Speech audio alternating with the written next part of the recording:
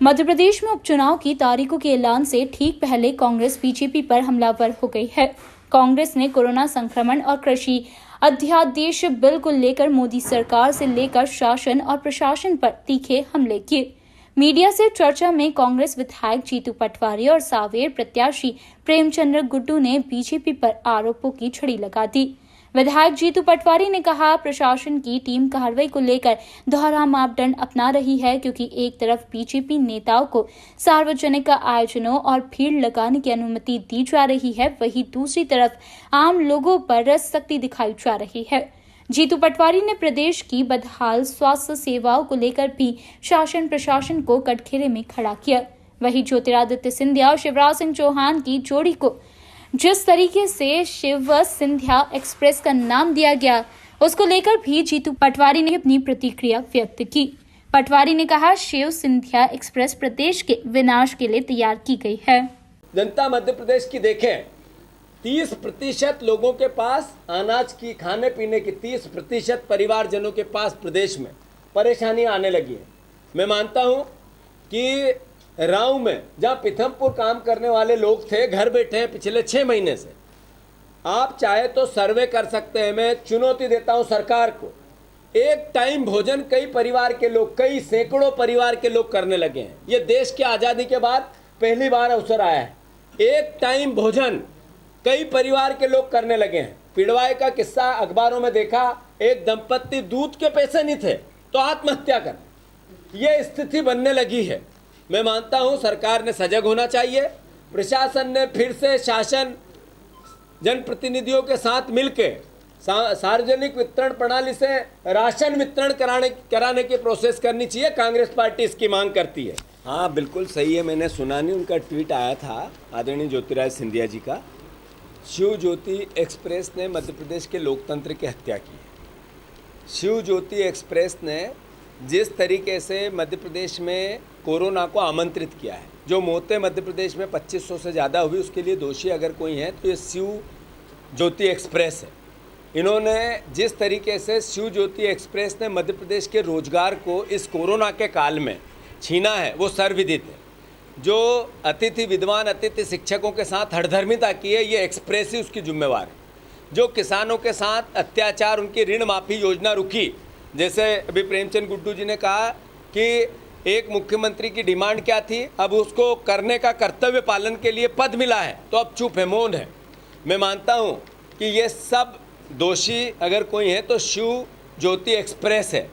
वो माधव मोती एक्सप्रेस थी, वो विकास की पथ प्रदर्शक थी, ये विनाश की पथ प्रदर्शक है। तो शिव ज्योति विनाश पथ प्रदर्शक एक एक्सप्रेस आई है मध्य प्रदेश में, ये चली जाएगी। जीतू पटवारी ने आरोप लगाया, कृषि अध्यादेश के नाम पर मोदी सरकार ने किसानों के साथ छल किया है।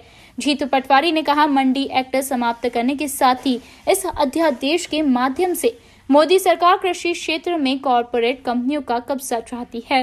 श्रम हो, वहाँ टेम्परेरी 1001 बेड लगा के जितने आइसोलेटेड करने की प्रोसेस, जो हॉस्पिटल में नहीं जाए, जिनको ऑक्सीजन की आवश्यकता नहीं है, उन लोगों के लिए 14 दिन का क्वारंटाइन सेंटर काटने का एक सेंटर बनाना चाहिए। और प्रशासन ने रिमेट करना चाहिए कि इसको किस तरीके से हम और सही तरीके से करें। कांग्रेस पार्टी प्रशासन का साथ देना चाहती है। दूसरा, किसानों का आज पूरे देश में भारत बंद का आह्वान है, किसान संगठनों का। कांग्रेस पार्टी इसका समर्थन करती।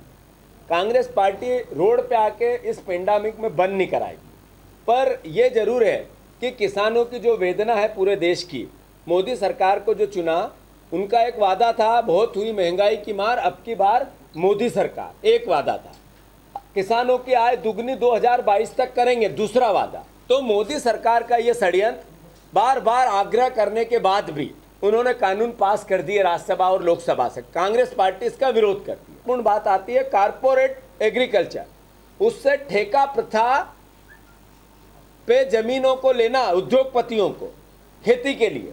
मैं मानता हूं कि यह अपने आप में यह बताता है कि खेती और किसान को समाप्त करना है। उद्योगपति अगर खेती ठेके पे लेने लग गए तो किसानी और वो तो नौकर और मजदूरी के अलावा उसके पास कोई काम नहीं रह जाएगा। हम लगभग किसान नेता हैं, किसान परिवार से आते हैं, खेती करते हैं, अपना परिवार खेती पर निर्भर रहता है। ये राजनीतिक बात नहीं हो सकती। इस प्रेस कॉन्फ्रेंस के माध्यम से कांग्रेस ने प्रशासन पर भी दोहरी मापदंड का आरोप लगाया। सावेर से कांग्रेस प्रत्याशी प्रेमचंद्र गुड्डू ने इस दौरान कहा, बीजेपी ने फर्जी मतदाता सूची भी तैयार की है, जिसको लेकर हाई कोर्ट ने नोटिस भी जारी किया है।